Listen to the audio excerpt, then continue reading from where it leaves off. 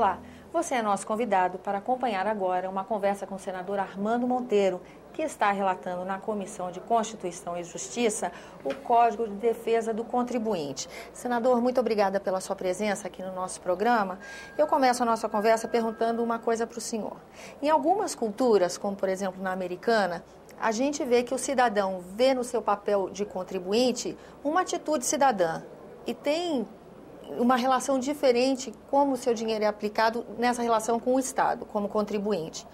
O senhor acha que um Código de Defesa do Contribuinte pode trazer uma mentalidade semelhante a essa para o brasileiro? Eu acho que o Brasil precisa avançar nessa área e é estranho que um país que teve tantos avanços do plano institucional, que modernizou em grande medida a sua economia, que é hoje a sexta economia do mundo, que construiu uma sociedade democrática, ou seja, em que há avanços substantivos no sistema democrático brasileiro. No entanto, a relação Estado-contribuinte, ou seja, a cidadania na dimensão do contribuinte, porque essa talvez seja uma das mais importantes dimensões da cidadania, é o cidadão que financia o Estado.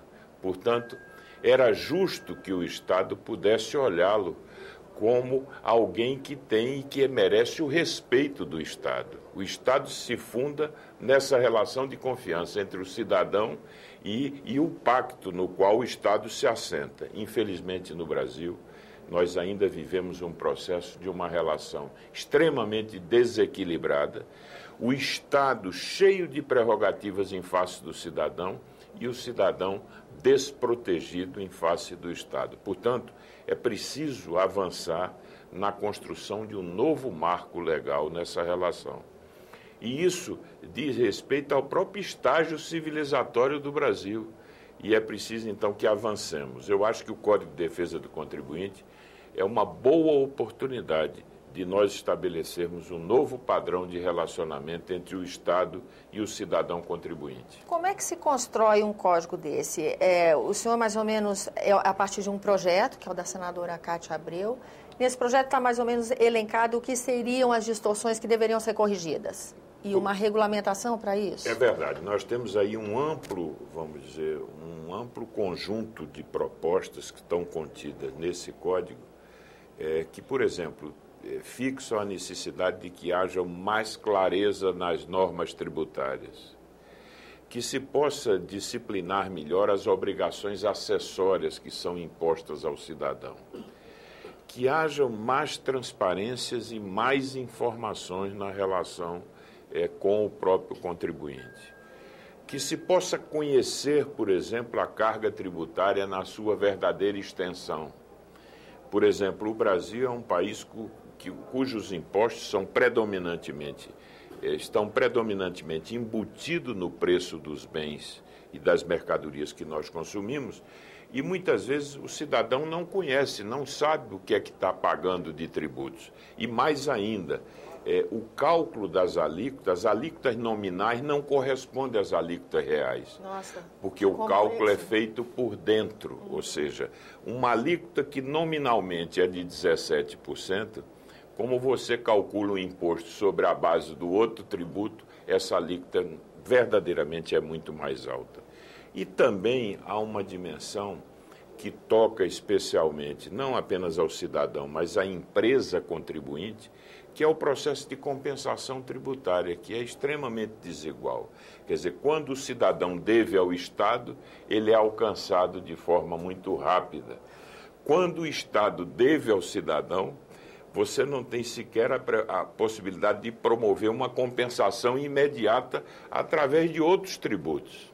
Então, nas sociedades mais democráticas, esse processo de compensação se dá de forma automática.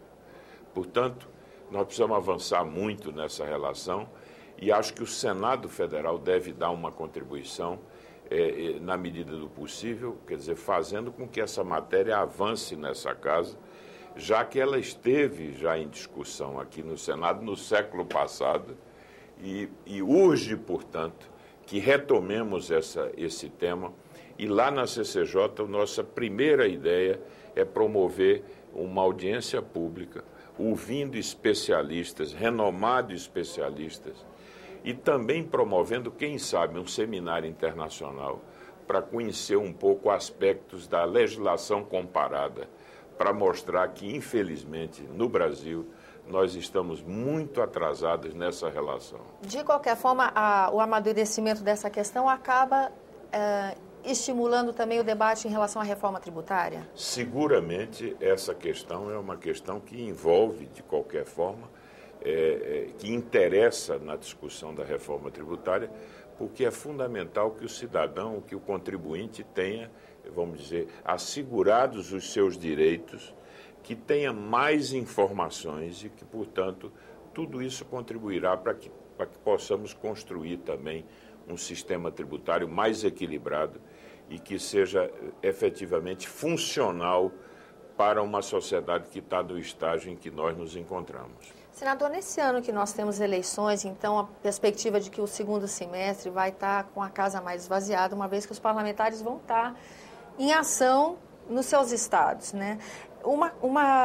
Um tema como esse de debate, com que velocidade isso evolui? O senhor acredita? Olha, eu tenho que ser realista. Eu acho que é um tema de certa complexidade, que envolve também, evidentemente, uma negociação com o governo.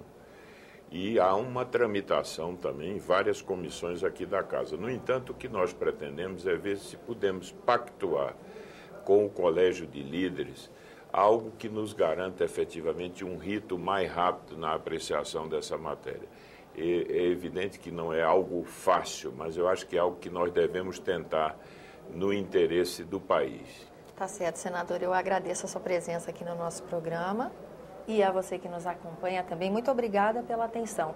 Eu sou Tânia Horman, falando para a TV Senado, Rádio Senado, Agência Rádio Senado, as rádios conveniadas. Se você quiser entrar em contato conosco, nos ligue no 0800 61 22 11. A ligação é gratuita. Ou acesse www.senado.gov.br/TV.